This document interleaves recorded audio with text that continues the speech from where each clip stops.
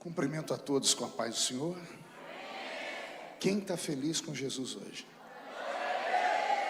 Então encontre uma pessoa bonita do seu lado e dê um sorriso para ela. Ficou difícil?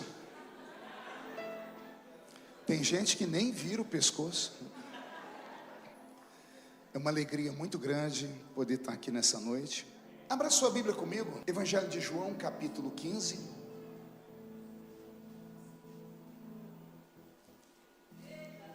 Versículo de número 16.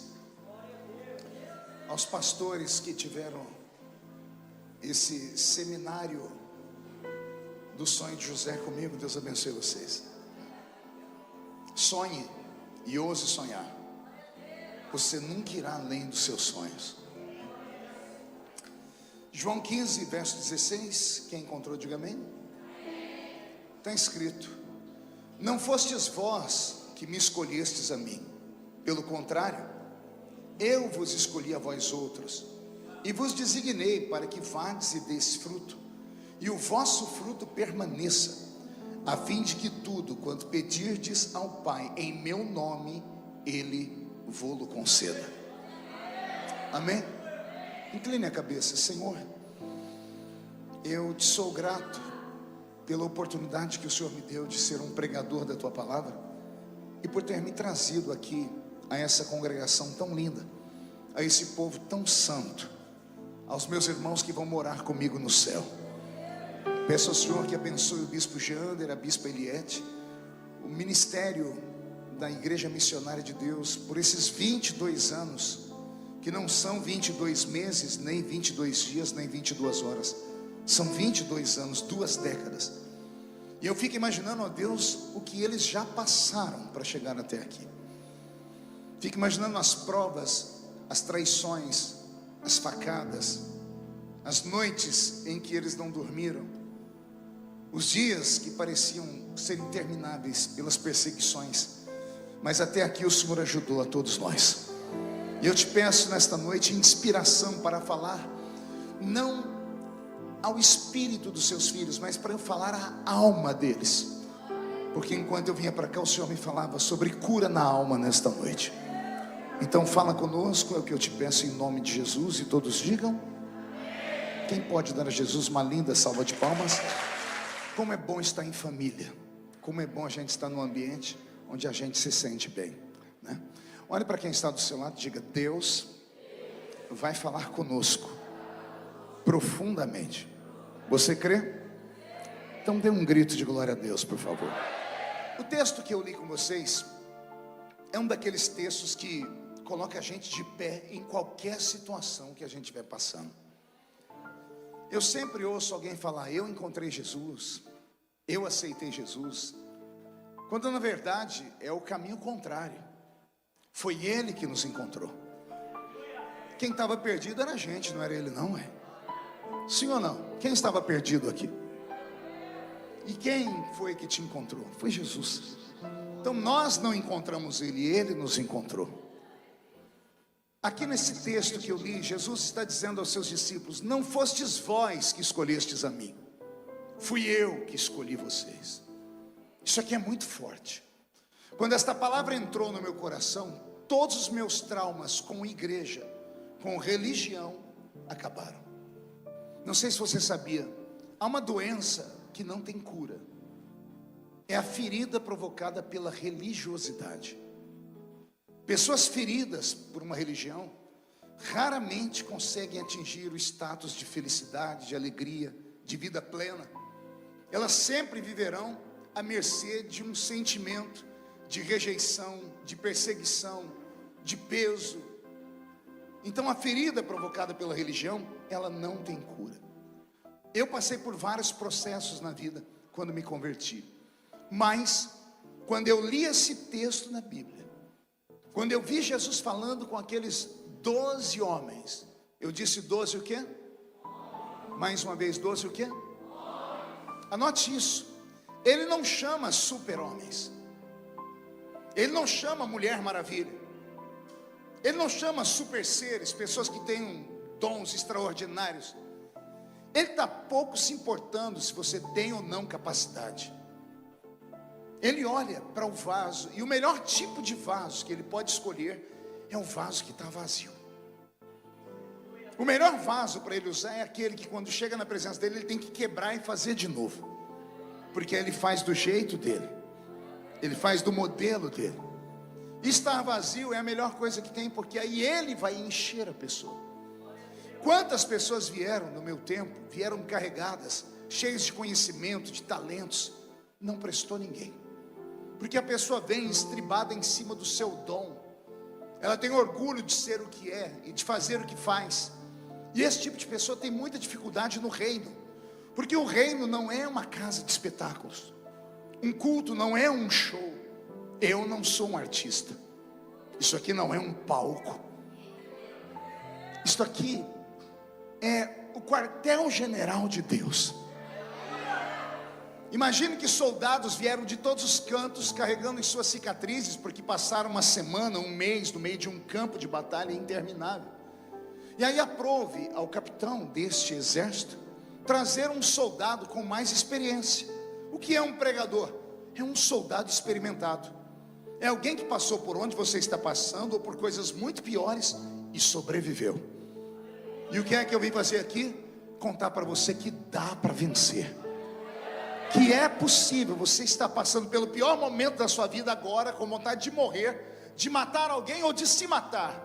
E se você ouvir com muita atenção o que eu vou te falar até o fim do culto, você vai sair daqui com a vontade de fazer a seguinte oração: Deus, eu quero viver 1000 vidas nessa vida. O desejo de viver está atrelado a você saber o que é que você está fazendo aqui. Existem 3 perguntas que são chamadas de perguntas filosóficas. Todos os filósofos a fizeram, todos os intelectuais a fazem, poucos têm a resposta. São elas: de onde vim, o que estou fazendo aqui e para onde eu vou. O ser humano que consegue a resposta para essas 3 perguntas, ele tem uma vida melhor do que a de todos os outros. Porque se ele sabe de onde veio e sabe para onde vai, ele sabe que está aqui cumprindo uma missão para aquele que o plantou aqui. Aquele que não acredita em Deus, ele não vive, ele vegeta. Aquele tal de ateu, o cético, aquele que acha que conhece tudo das letras, que acha que Deus é apenas uma invenção do homem. Essas pessoas carregam tantas dores, tantas angústias internas, que eu tenho pena delas. Mas uma pessoa que conhece Deus, se encontra com Ele, descobre de onde veio e para onde vai, essa pessoa tem uma vida tão tranquila. Não é uma vida perfeita, mas essa pessoa conhece uma paz que só na Bíblia existe. É a tal paz que excede todo o entendimento. Qual é a paz que excede todo o entendimento? É a paz no meio da guerra. É a paz quando o teto desabou em cima da sua cabeça, quando o chão abriu debaixo dos seus pés, quando o mundo se revoltou contra você e quando você acabou de perder tudo. Como é que uma pessoa cujo teto caiu sobre a cabeça dela, que abriu um buraco e engoliu, que ela perdeu tudo que tinha, consegue ainda se manter viva e de pé? Só há uma resposta: é porque ela sabe o que ela está passando. Ela pode não saber o porquê ela está passando, mas ela tem um outro conhecimento. Pergunte qual? Ela sabe que tudo na vida dela, ou Deus mandou, ou Deus permitiu. Não há um terceiro caminho. Se você tiver essa mesma compreensão nessa noite e entender o que eu estou te falando, você vai sair daqui para uma nova vida. Vai acabar os questionamentos da sua alma, vai acabar as noites de insônia, vai acabar as raivas e as angústias interiores que você tem, os traumas, as depressões, a síndrome do pânico, vai tudo ser jogado dentro de um saco para o lixo. Porque se você tem respostas, a sua vida passa a ser diferenciada. Se eu contasse para você a metade do que eu já passei, e hoje dentro do avião Deus me deu a inspiração, comecei a escrever um livro, ainda não tenho nome para ele, mas é algo parecido assim: quando as minhas dores te curam. Vai ser grande esse livro. Eu comecei a escrevi por 2 horas e meia, enquanto Roberto babava do meu lado no avião. A inspiração veio, Roberto. Se eu contasse para você 1/3 do que eu já passei na vida, você ia falar assim: não, não pode ser, é mentira. Que as pessoas me veem pregar, me veem sorrir, me veem enfrentar lutas, tudo comigo vai para o Jornal Nacional. Ah, porque não é a senhora. Tudo comigo é processo, é pancadaria, tudo comigo é maximizado. E as pessoas já apostaram na minha morte inúmeras vezes, na morte espiritual, na morte do meu casamento, na morte do meu ministério, na morte da minha vida pública. Quantas pessoas chegaram até a fazer o enterro, mas nunca conseguiram fazer a missa de 7º dia. É sério. Toda vez que tentaram fazer a missa de 7º dia, foram lá e o caixão estava aberto, um bilhetinho lá dentro dizendo: desculpa, mas eu ressuscitei, porque aquele que me fez promessas é fiel para cumprir cada uma delas. E quem tem promessas não morre até as promessas se cumprirem na sua vida. Todo ser humano que tem uma promessa divina, ele está imortalizado. Não tem AIDS, não tem Covid, não tem acidente de carro, não tem afogamento, não tem atropelamento, não tem bala perdida. Nada pode tirar essa pessoa desta terra.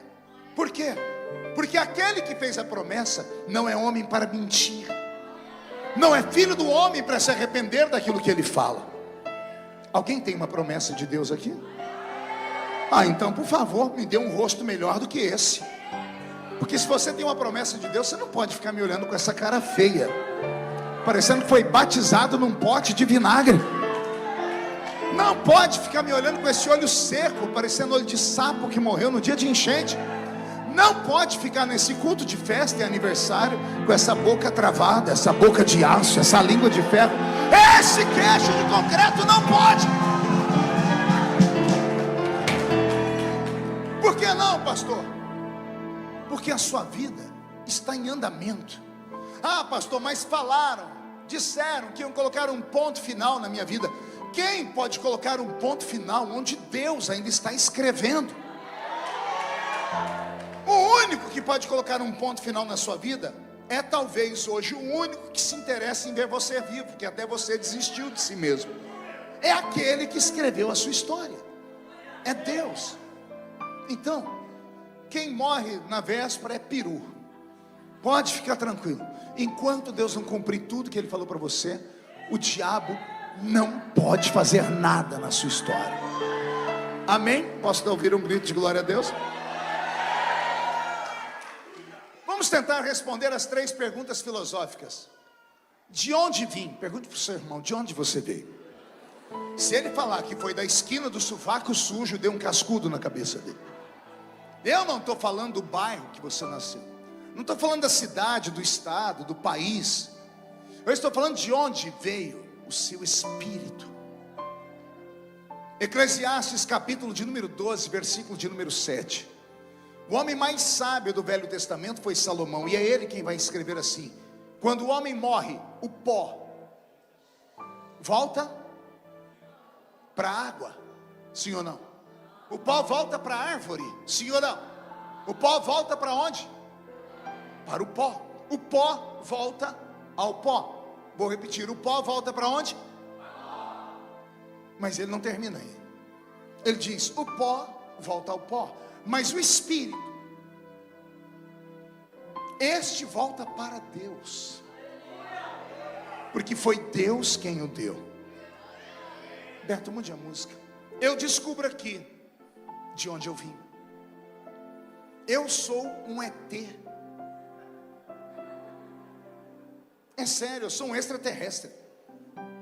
Não igual aquele de Varginha, nem igual o ET lá do Steven Spielberg. Não. Eu sou de outro plano. E não sou só eu, você também é. Você não nasceu porque o seu pai e sua mãe premeditaram, te prepararam, sonharam. Você não é fruto de um aborto mal feito.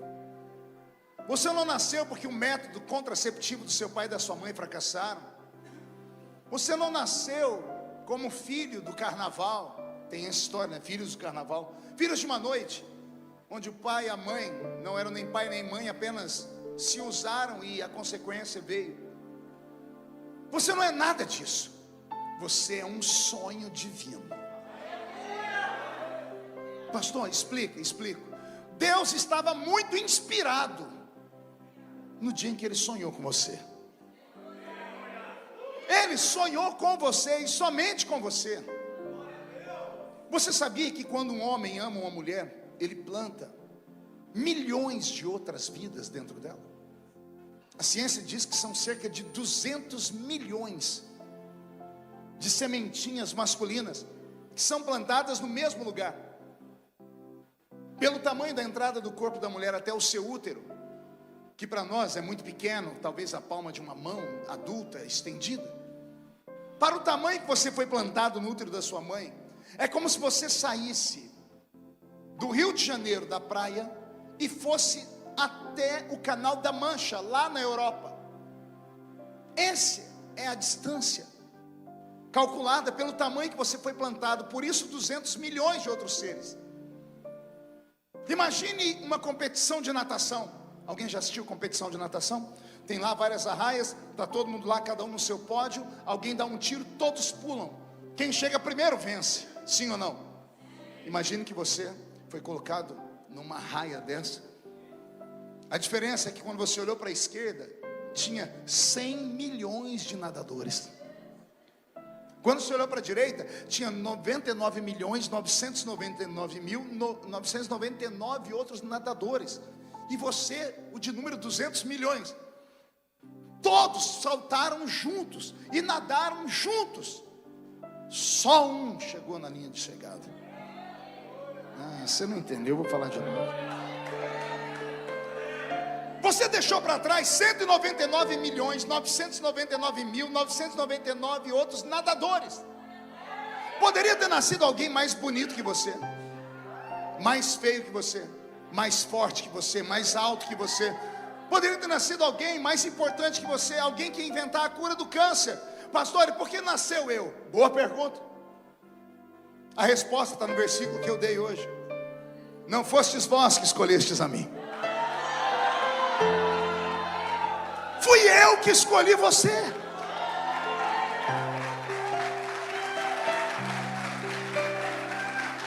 Pastor, essa frase que o senhor falou, essa história é bonitinha, mas isso aí é só para inglês ver, né? Não, está na Bíblia. Salmo 139, versículo 16. Ó Davi escrevendo: tu me sondas e tu me conheces, desde que eu era pequeno e informe, sem forma. O meu anel é pequeno, mas ele tem forma.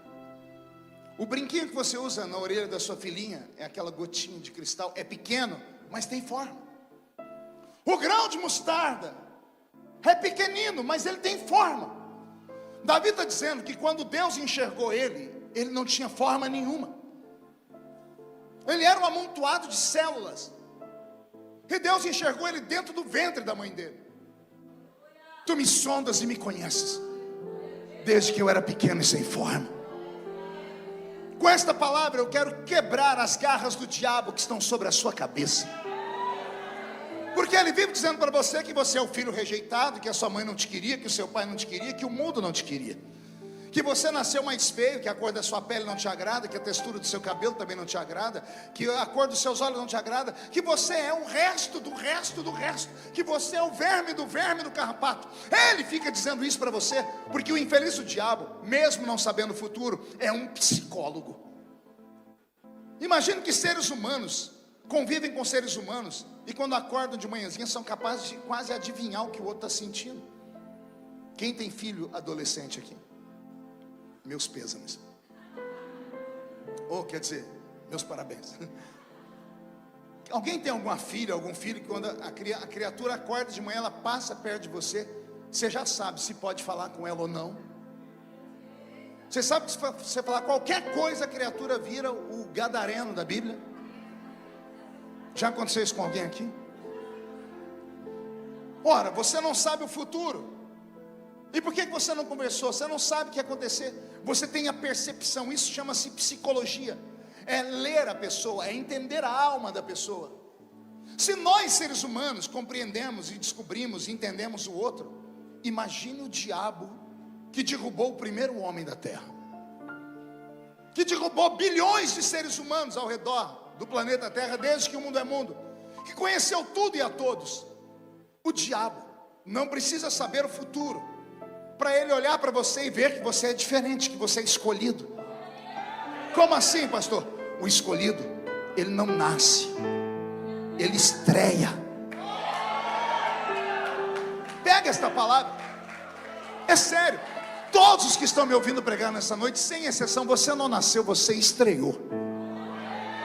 Porque você nasceu com uma chamada que levou anos, meses, décadas para que fosse revelada, mas enfim ela se revelou a você, e olha você hoje diferenciado. Você nunca se perguntou por que as pessoas têm inveja de você? Você olha para o espelho, você não gosta do que vê, você não sabe se você está de frente ou de costa. É sério, tem gente aqui que é tão chato que ela não olha no espelho para não brigar com ela mesma. A criatura é cri-cri, é barraqueira.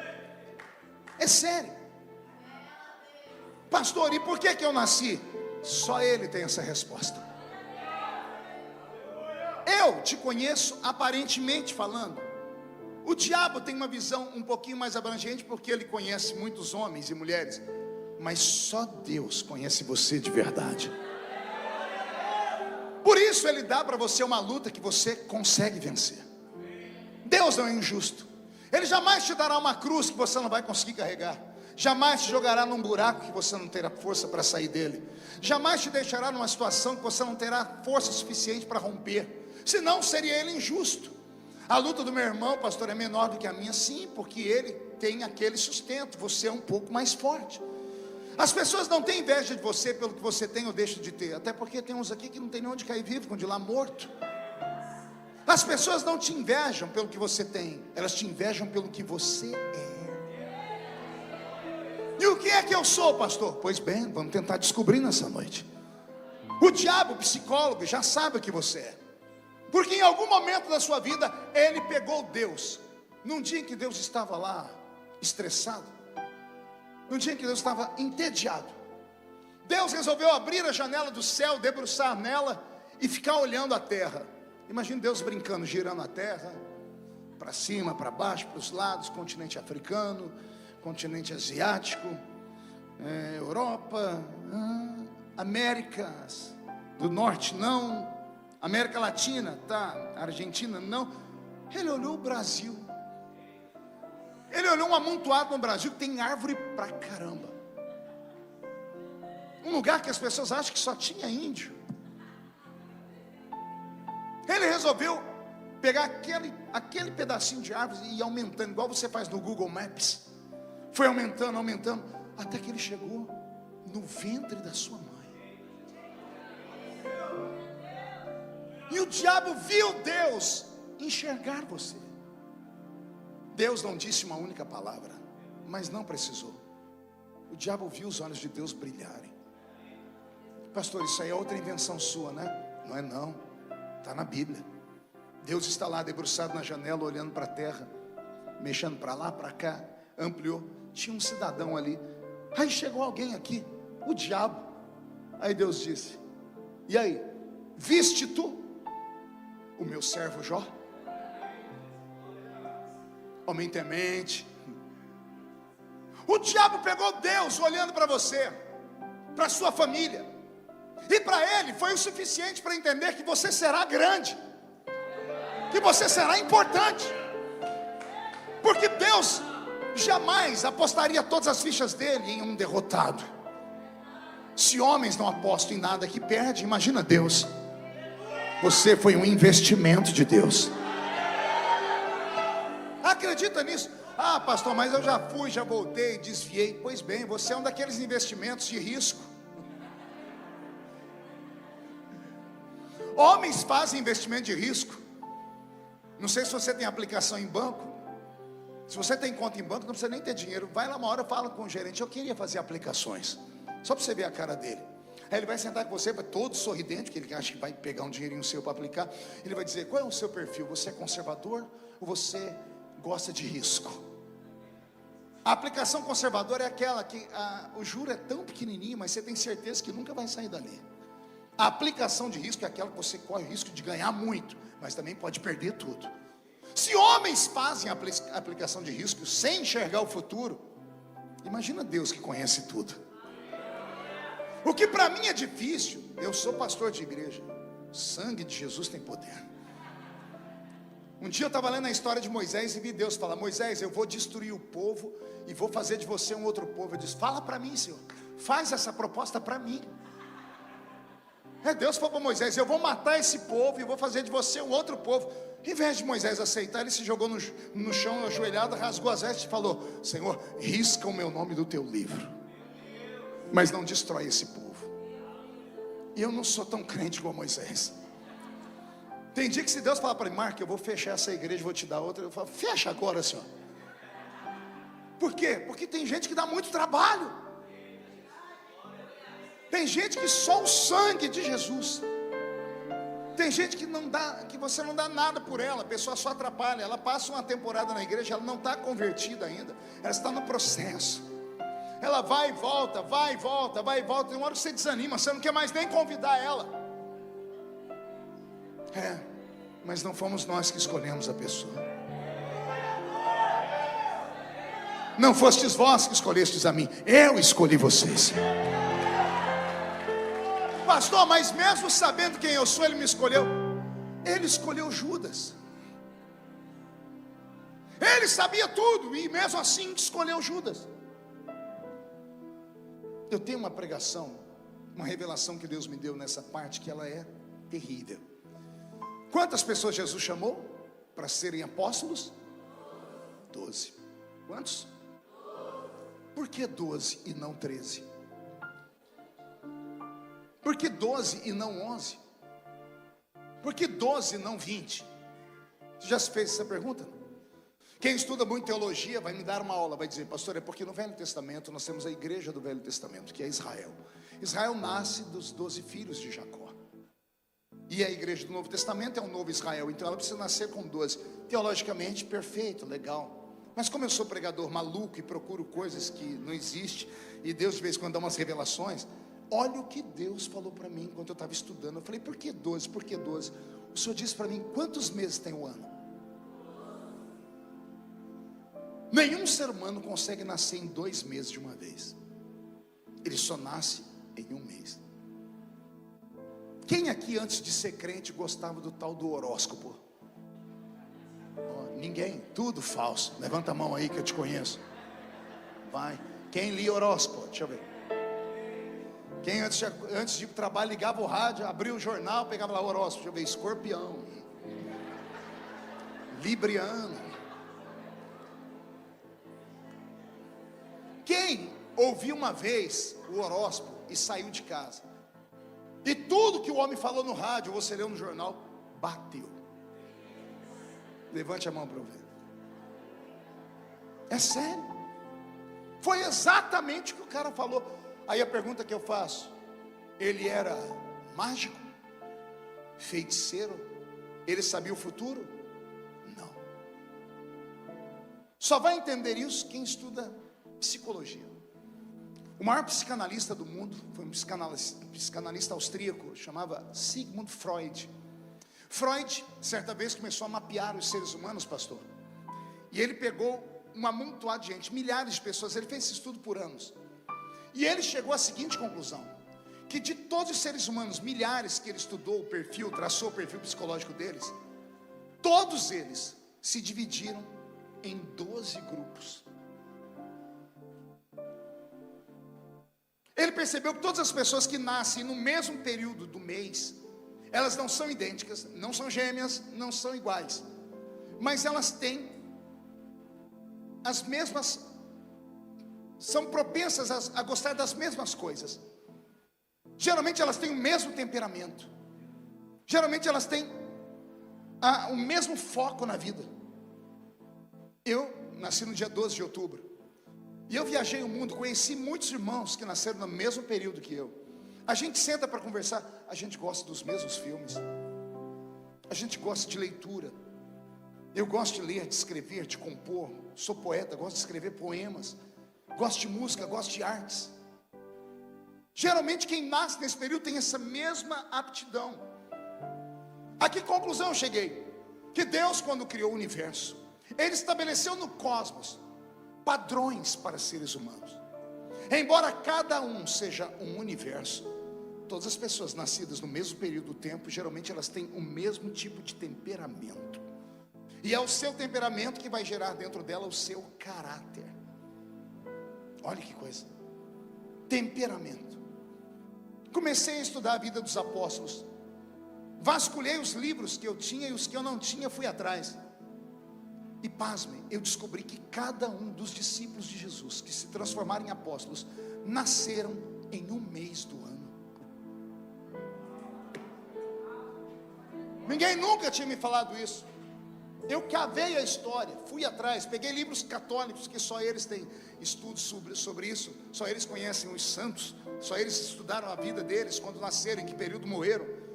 Cada um dos apóstolos de Cristo nasceram em um período do ano. Jesus tinha 12 homens, e esses 12 homens representavam todos os temperamentos que existem na sociedade. Era um recado dele, pergunte qual. Não me interessa como você é. Não me interessa o seu temperamento. Se você é fleumático, sanguíneo, colérico, depressivo, chato, cri-cri, tímido, não importa o seu temperamento. Jesus está dizendo: se cruzar o meu caminho e me der uma chance,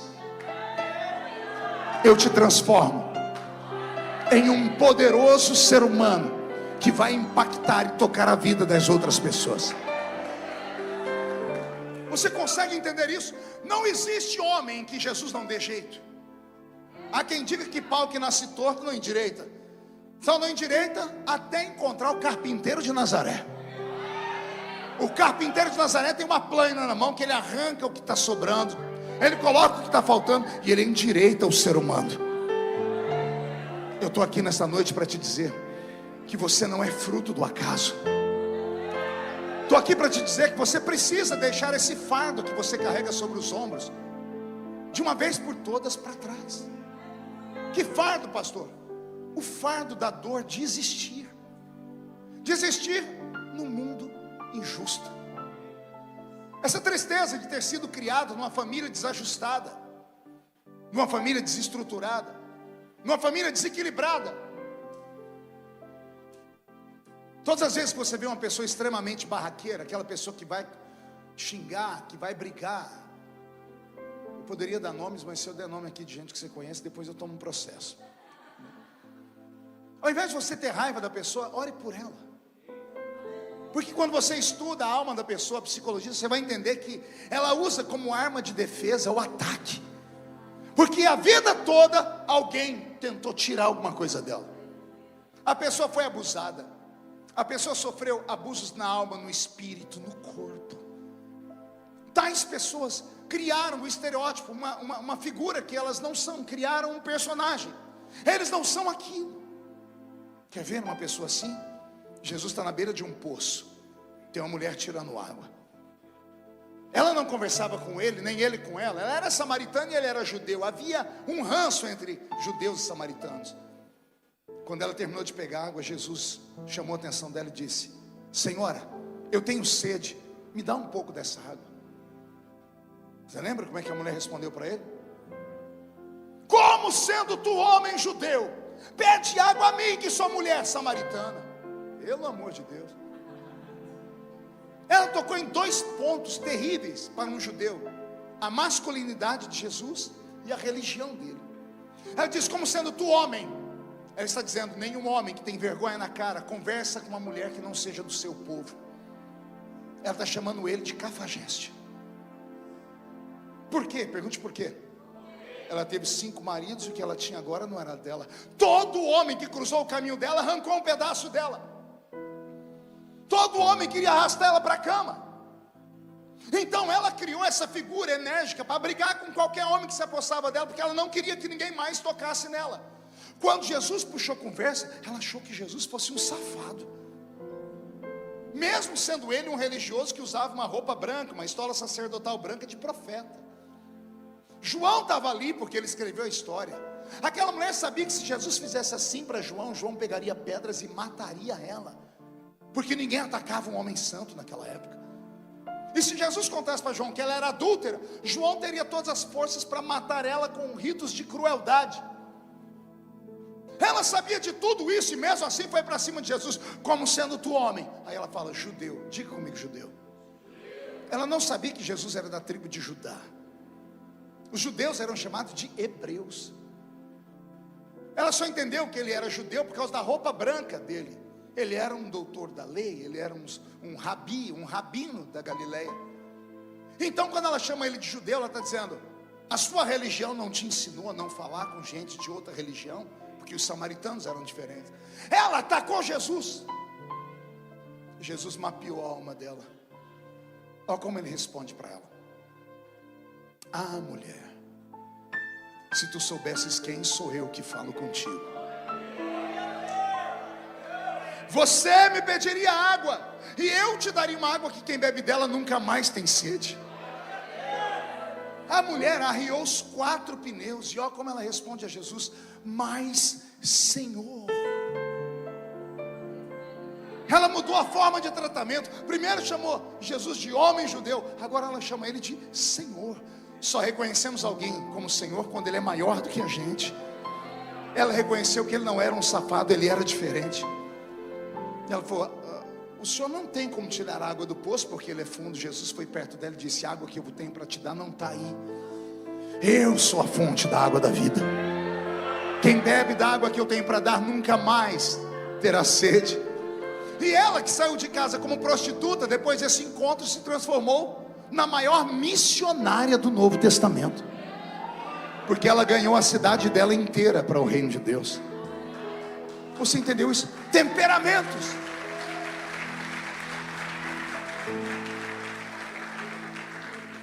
Não me importa o seu temperamento. Eu sei que teve gente aqui que foi testado pela vida, e eu não tenho pena de você. O senhor é grosso, o senhor é um homem frio, o senhor é um homem calculista? Não, eu sou um homem experimentado. Quando eu não tinha conhecimento disso, todas as pessoas que me contavam uma história triste, olha eu orando pela pessoa a noite inteira. Intercessor. Se alguém aqui tem o ministério de intercessão, que Deus te ajude. O intercessor não é quem ora pelo outro, é que quando alguém vai orar pelo outro, ele se coloca no lugar do outro, e ele recebe todas as dores do outro. O intercessor, quando termina uma oração, ele sai com o corpo todo dolorido, porque ele traz sobre ele todas as angústias e as mágoas do outro. Eu era um intercessor, até que Deus me deu entendimento.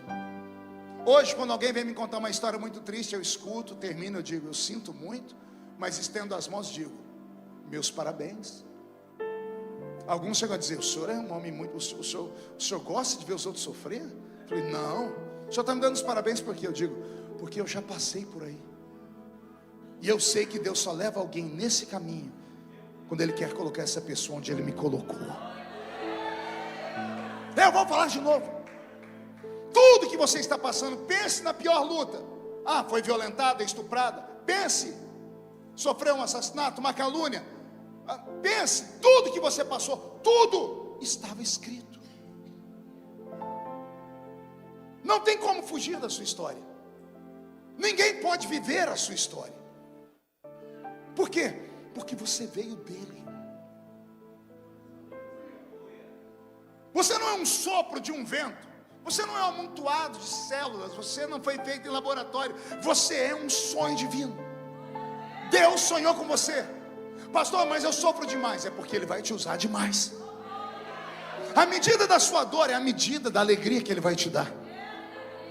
Nunca se esqueça que quando Ele diz assim, olha, eu vou fazer o sol e a lua se curvar diante de você, logo na sequência, ao invés de Ele te colocar lá no céu, Ele pega o céu e vira para baixo e faz um buraco em forma de uma cisterna.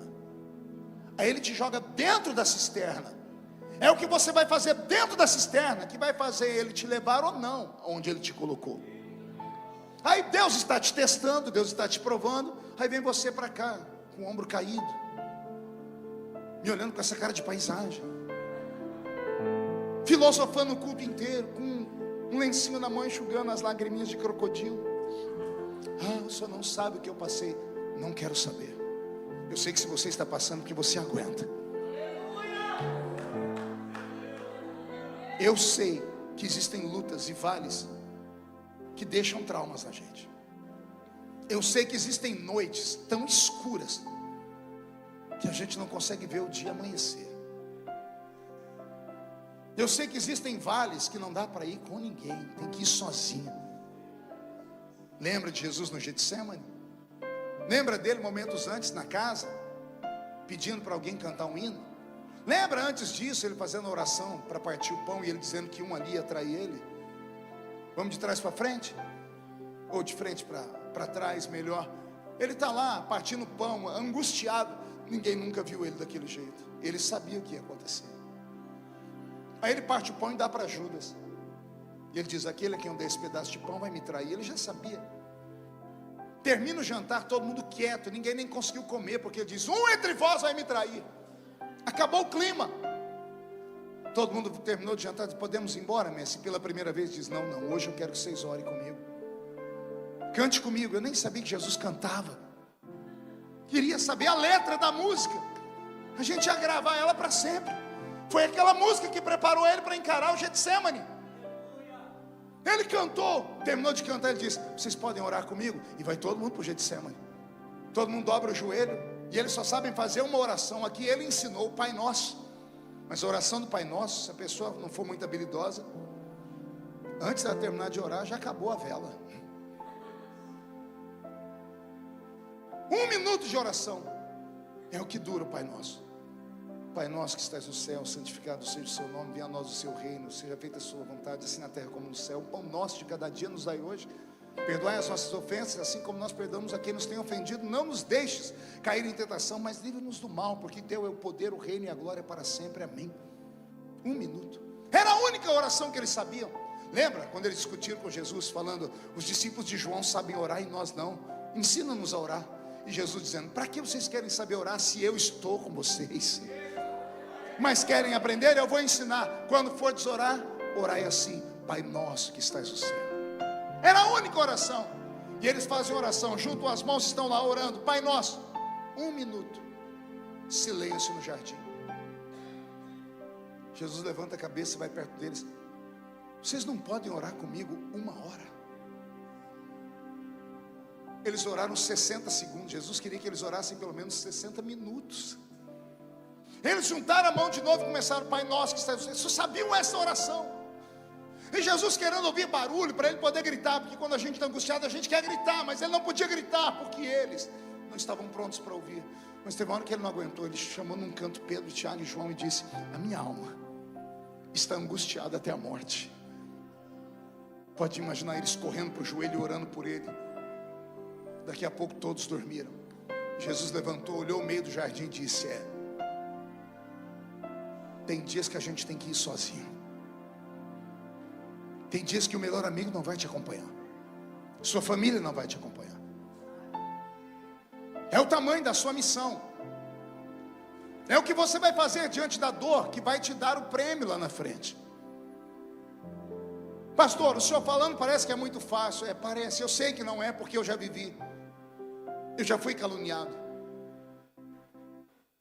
Eu já enterrei um filho. Nenhum pai deveria ter que enterrar um filho. Dentro do necrotério, eu peguei o caixão dele e eu afofei o caixão, troquei ele, coloquei ele dentro do caixãozinho. Eu queria que meu filho ficasse confortável dentro do caixão. Olha que loucura. Eu não queria fechar a tampa, porque eu sou pastor pentecostal que acredita em milagre. Cada peça de roupa que eu coloquei no meu filho, eu orava dizendo: traz ele de novo, Pai. Tu tens poder para ressuscitar. Eu tentei negociar com Deus. Eu disse: me leva no lugar do meu filho. Eu troco de lugar com ele, me mata. Eu já vivi, dá a vida para ele. E Deus não deu. Que noite terrível. Que dia triste.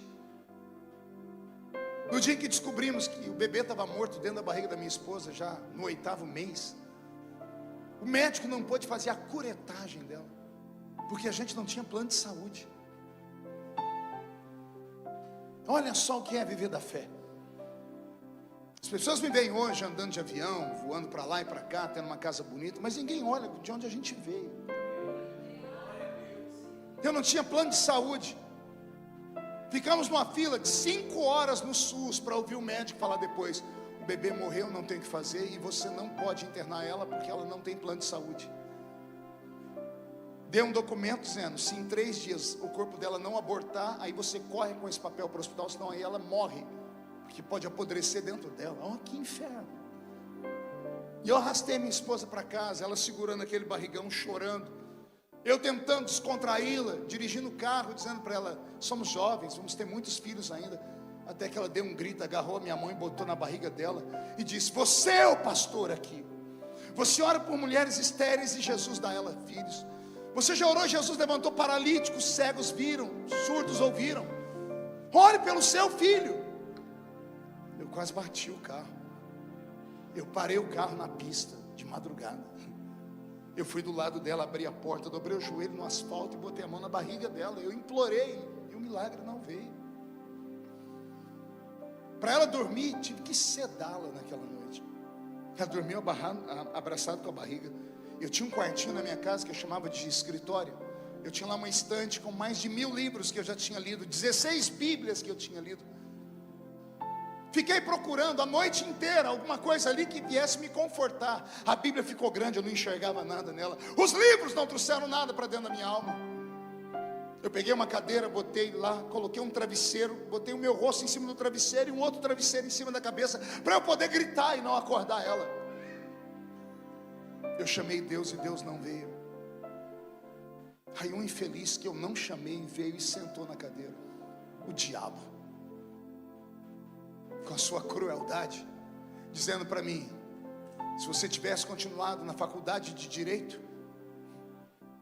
o seu filho estaria vivo, você teria plano de saúde. A morte do seu filho é culpa sua, por ter negligenciado a sua família e ter ido corrido o mundo, vivendo de esmola de igreja. Eu levantei aos gritos, falei: Deus, ou o Senhor fala comigo, eu abandono tudo isso aqui. Aí eu mexendo nos livros, caiu um livreto marrom desse tamanho. Espero que aqui ninguém se escandalize. Abri o livreto no meio. O livro era de quando eu era coroinha na igreja católica. Meu livro de orações estava lá. Quando eu abri no meio, estava lá a imagem de um homem usando uma roupa marrom, com uma corda na cintura. Ele estava ajoelhado perto de uma pedra, com os braços assim, uma árvore cheia de passarinho, e ele era careca aqui, só tinha uma auréola de cabelo. Estava lá escrito São Francisco de Assis. E estava lá, oração de São Francisco de Assis. Por isso eu disse para vocês não se escandalizar, porque foi aquela oração que me salvou. Francisco de Assis orou assim: Deus, me ajuda a suportar aquilo que eu não consigo entender.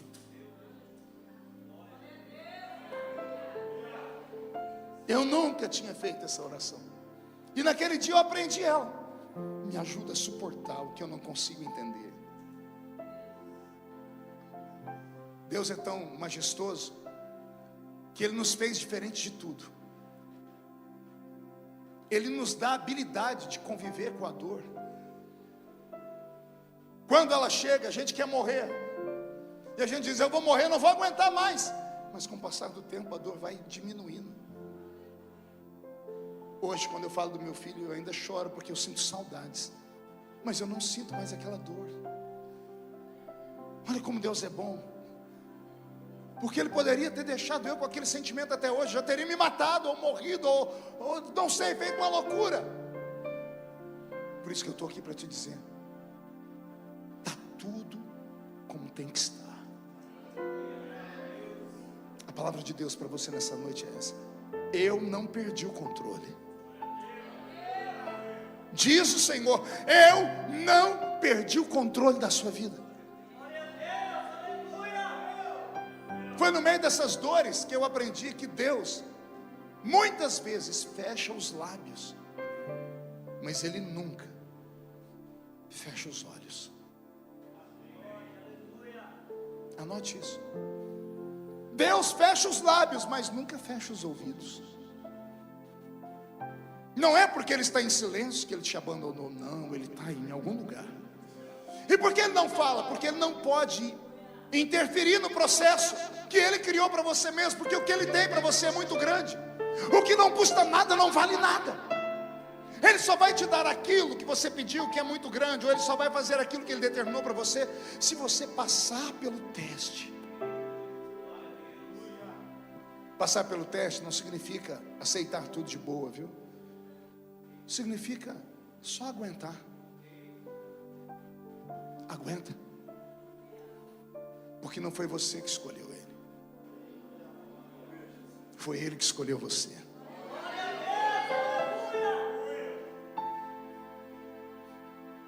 Traumas existem porque somos seres humanos.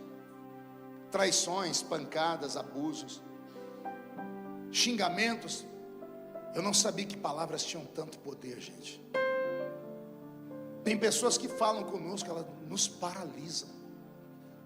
Elas conseguem roubar da gente a vontade de viver.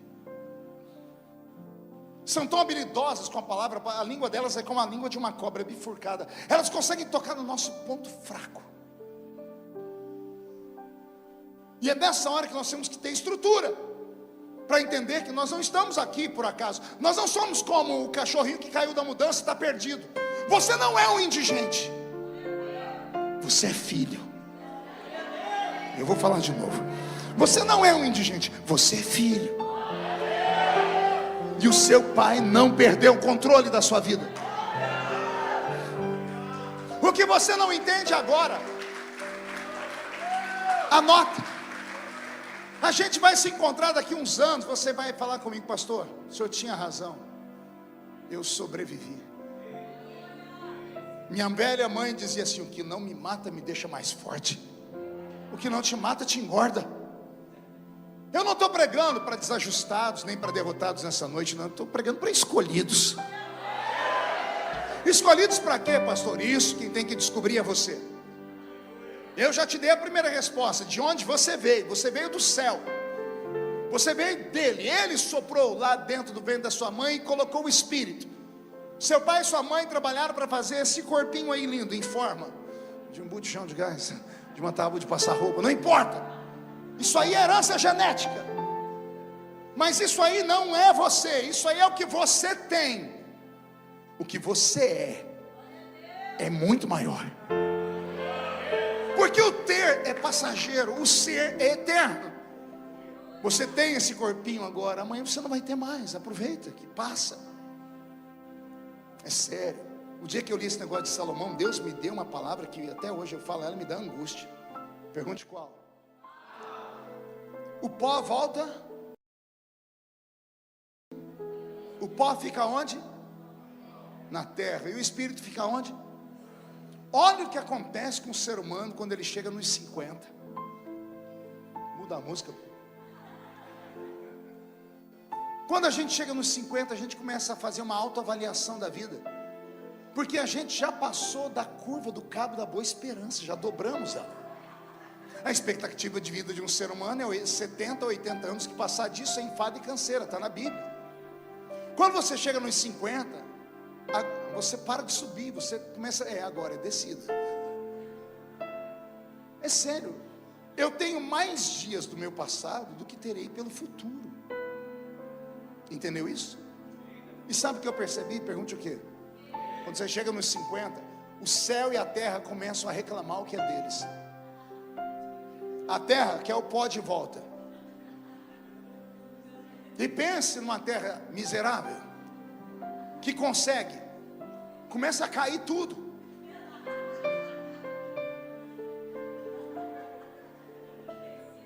É sério. Vai tudo, é tudo puxado para baixo. O pó começa a chamar: vem cá. Cai o seio, cai o bumbum, cai as pálpebras, cai a bochecha, cai os dentes, cai os cabelos. Vai caindo tudo. A pessoa vai encurvando. A pessoa vai ficando velha, vai ficando para baixo. É automático, o pó está gritando: eu te quero, porque eu te dei. Em compensação, a pessoa quanto mais velha, mais temente a Deus ela fica.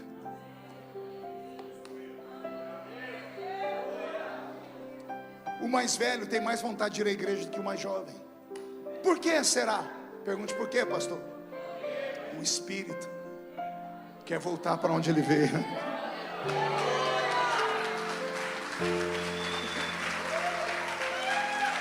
O céu começa a nos chamar. Porque o homem depois dos 45, 50 para dessas loucuras de querer ser um namorador inveterado. Vai parando tudo. Chega num tempo que você tem que começar a estruturar. O céu começa a te chamar e a terra é aquela briga eterna. Eu tenho uma coisa para te dizer.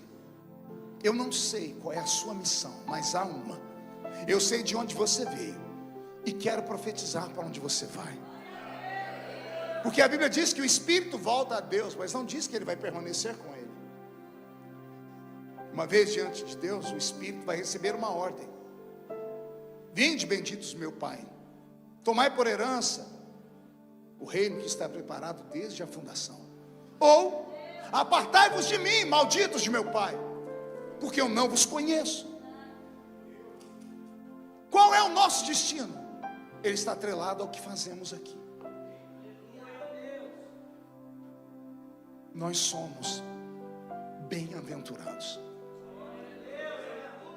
Quantas pessoas que não conhecem Deus? Aí eu estou aqui dentro de uma igreja onde o mais fraco aqui dentro é mais forte do que o inferno inteiro de pé.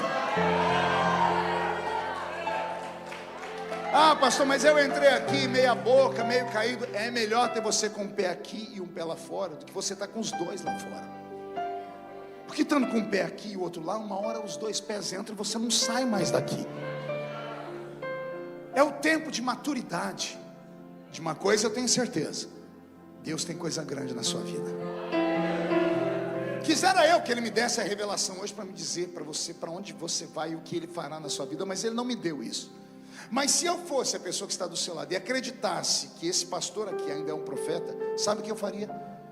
Eu pegaria meu telefone agora, agarraria a pessoa e diz: vem cá, vamos tirar uma selfie. Isso, finge que é minha amiga aqui. Porque você vai ter que usar essa foto depois para provar para os outros que você conheceu ela. É porque agora ninguém dá nada para você, nem você acredita na sua história.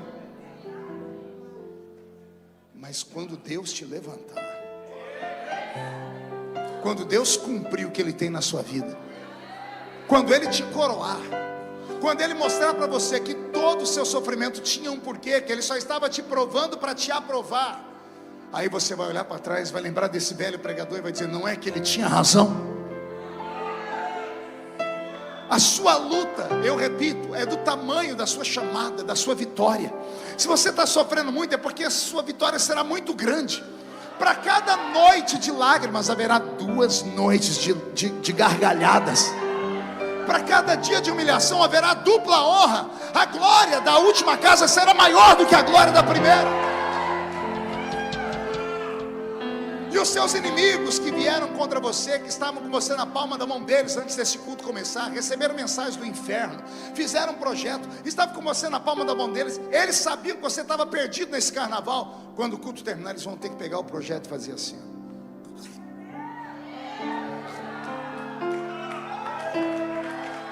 E um demônio vai perguntar para o outro: por que você está fazendo isso? E o outro vai dizer: Deus encheu aquela criatura de fé, e ela entendeu que foi Ele que escolheu ela, e não foi ela que o escolheu. Você foi escolhido pelo eterno Deus de Israel, pelo Deus capaz de fazer a estéril ser mãe de filho. Aquele que te escolheu fez os ossos de um profeta ressuscitar um morto. Aquele que te escolheu pavimentou um caminho no meio do mar para o povo dele passar a pés enxutos. Aquele que te escolheu fez o relógio de Acais girar ao contrário. Aquele que te escolheu amaldiçoou uma figueira e ela ficou seca instantaneamente. Aquele que te escolheu abriu o Jordão para que Israel passasse com a arca sobre os seus ombros. Aquele que te escolheu afundou uma muralha inteira no chão para que uma cidade caísse aos seus pés.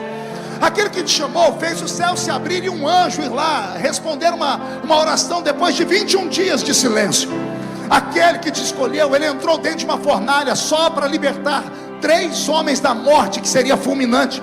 Aquele que te escolheu entrou dentro de uma cova para fechar a boca de leões, só para que aquele Daniel ficasse vivo. Aquele que te escolheu me trouxe aqui hoje para te dizer: não tem homem na terra, não tem demônio no inferno, ninguém pode tirar aquilo que eu tenho para te dar. Só você, só você pode amarrar as mãos de Deus.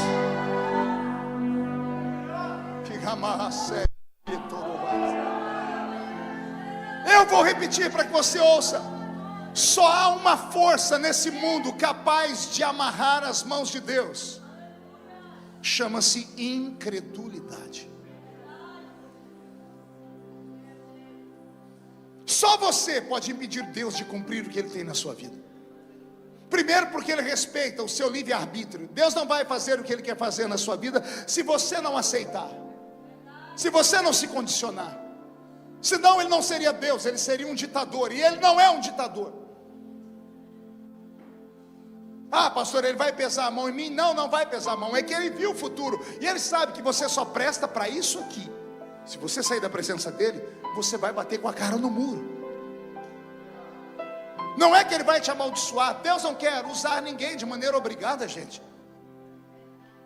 Ele te dá sinais. Ele te deu a chamada. Ele usou o profeta. Ele te deu o sonho. Basta você acreditar ou não. Eu acreditei. Consegue acreditar que eu já fui cortador de cana de açúcar? Você consegue me ver com uma roupa de boia fria? Com 2 meias enfiadas na mão, com um buraquinho feito pela tesoura da minha mãe, porque a gente não tinha dinheiro para comprar luva, para eu ir apanhar café, algodão e laranja. Consegue imaginar eu usando um chapéu de palha? Criança. Ou era isso, ou a gente passava fome em casa. Consegue imaginar esse pastor aqui morando com 12 pessoas em 2 cômodos? Dá para você acreditar que eu sou um dos poucos, talvez um dos últimos, a ser chamado no Brasil de filho bastardo? Sabe o que é um filho bastardo? É o que não tem nome de pai no documento. Hoje é obrigado, nasceu, tem que registrar. No meu documento não tem nome de pai, tem um risquinho lá. Nome da mãe, Lúcia Maria Feliciana. Nome do pai, risquinho. Se perguntar do que, eu te dou um cascudo na cabeça. Como eu te disse, eu fui testado. E eu sei o sabor da vitória quando você permanece. Quando você vê 11.000 demônios te cercando e você gritar para eles: 1.000 cai de um lado, 10.000 cai do outro, eu não posso ser atingido. Quando você vê o inimigo sair contra você por um caminho, ao invés de você fugir, você ficar na frente dele, gritar com ele e ver ele fugir por 7 caminhos, por não suportar a presença que está na sua vida. Eu sei o que é não ter nada e sei o que é ter em abastança, e tudo pela mão dele. As pessoas perguntam: qual é o seu segredo, pastor? Eu não atrasei e não adiantei a minha chamada. É só isso. Eu saí no tempo certo, quando eu ouvi a voz dele. Dá medo, porque é você se jogar do alto de um penhasco não enxergando o fundo. É se jogar pela fé. Eu deixei tudo. O preço foi alto. Eu contei só um para vocês, do filho que eu sepultei. Mas se eu for contar para vocês todas as bênçãos que ele me deu, eu fico às vezes me perguntando como salmista: que darei eu ao Senhor por todos os benefícios que ele me deu? Que darei eu? Imagine você chegar na sua cidade, onde você nasceu, onde você sofreu, porque eu moro na mesma cidade. Até Jesus teve que sair de Nazaré e morar lá em Cafarnaum, para o ministério dele expandir. Eu moro lá onde eu nasci. Quando os amigos vão lá, eu levo eles nos cantos para mostrar onde é que eu pegava o caminhão de pau de arara para ir cortar cana. Eu tenho a minha caixa de engraxar sapato lá no escritório da minha igreja, onde eu pastoreio. Coloquei ela dentro de uma redoma de vidro e uma plaquinha. Tudo começou aqui. Eu tenho história, tenho cicatrizes profundas, mas nenhuma das cicatrizes se compara às bênçãos que Ele me deu. Eu sei o que é você acreditar nele. Eu sei o que é você colocar na mão dele tudo. Você não se vingar, deixar que ele te vingue. Você aguentar calado as injustiças. Você carregar no corpo, na alma, ver sua família sofrer e você ensinar a elas. Estamos no centro da vontade de Deus. Aguentemos, para depois ver a vitória chegar. Há um Deus no céu que me trouxe nessa noite, não para pregar, mas para repartir com vocês as experiências de um velho pregador. E por que ele está falando isso justo com vocês? Eu vou ter que perguntar durante a noite, quando eu for orar. Porque por mim eu estava pulando aqui, pregando, igual eu prego sempre, aos gritos, levando vocês ao delírio. Mas o Senhor disse, hoje não. O que Deus está fazendo aqui está marcando você para sempre. Porque o que você precisa está num lugar onde médico não consegue tocar, dinheiro não vai. É na divisão da alma e do espírito. E nesse ambiente só a palavra do Senhor tem vida.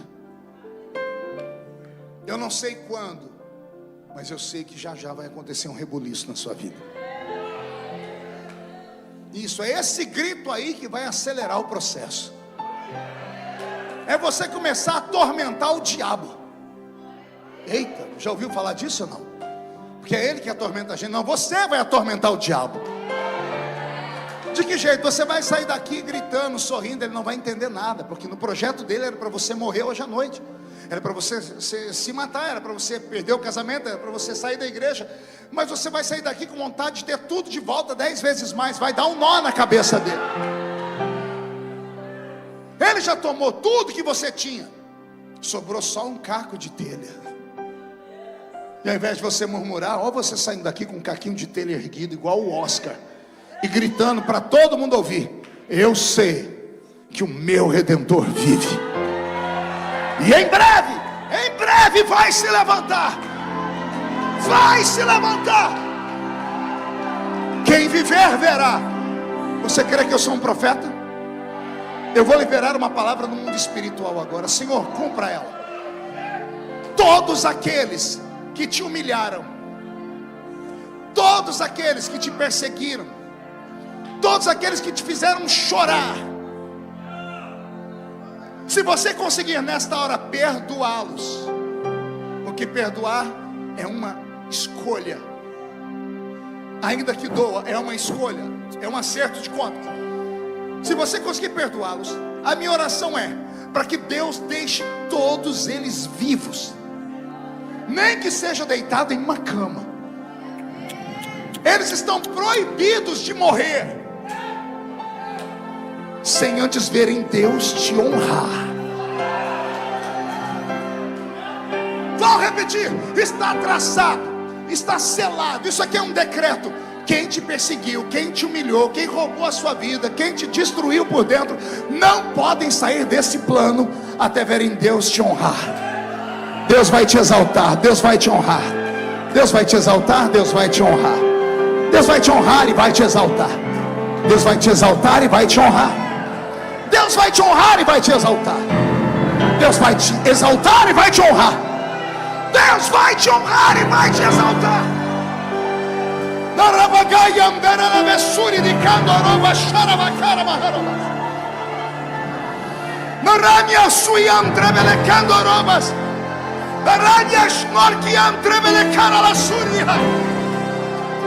Se tu estás nesta palavra, entra nesta igreja agora, Senhor, e comece a derramar a sua unção sobre esses crentes.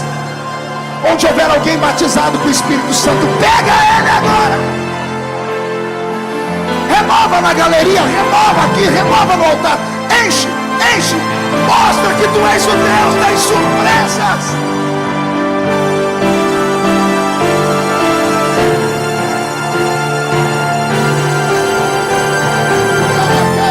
Baixa,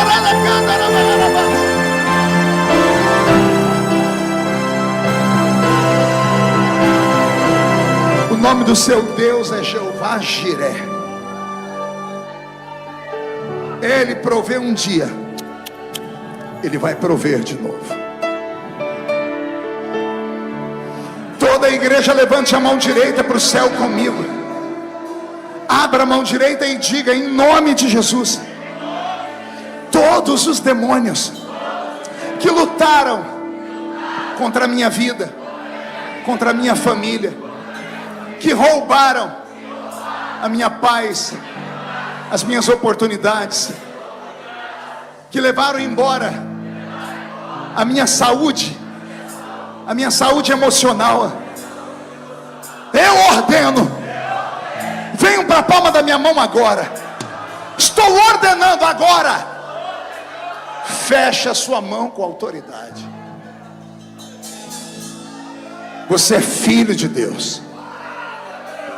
Eu vou contar até 3. Você vai jogar o que está na sua mão no chão e vai pisar em cima. Vai se cumprir Lucas 10:19. Eu vos dei poder para pisar sobre serpentes e escorpiões. Quando você pisar em cima, você vai encontrar 2 pessoas e abraçá-las. Porque a Bíblia diz que quando 2 ligam na terra, é ligado no céu. 1, você nunca mais será o mesmo. 1,5, sua família sentirá orgulho de você de novo. 2, quem viver verá o que Deus fará em 2024 na sua vida. 2,5, esta igreja vai crescer a 100 por 1. 2,75, Manaus será reconhecido como capital do avivamento do Brasil. 3, jogue no chão, pise em cima.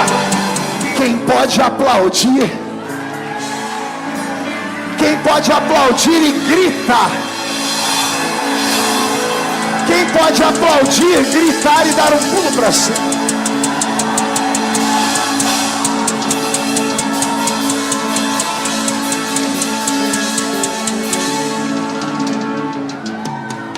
Só para deixar o diabo apavorado, eu vou terminar assim, ó. Sai da frente, Satanás! Estamos em